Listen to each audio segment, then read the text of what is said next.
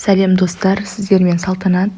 Осындай керемет, дәмді қытырлақ, тәбет ашатын нанымызды сіздерге дайындау жолын ұсынамын. Яғни сарымсақ қосылған керемет нанымыз.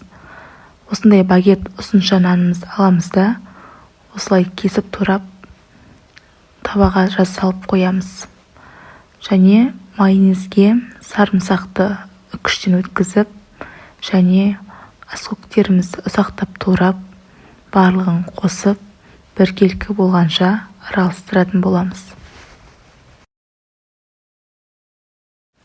Дайын болған соусымызды нандарымыздың бетіне жағатын боламыз.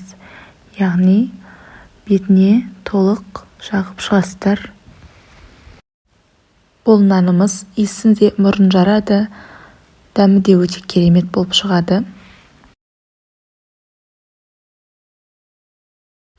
Соустарымызды жағып болғаннан кейін духовкаға 20 минутқа 200 градусқа жібереміз. Дайын болған нанымызды аламыз да дастарханға бірден ұсынсаңыздар болады. Өте керемет дәмді болып шығады. Сіздер де жасап көріңіздер. Видео ұнаса лайк басып, каналға тіркеліп кетіңіздер.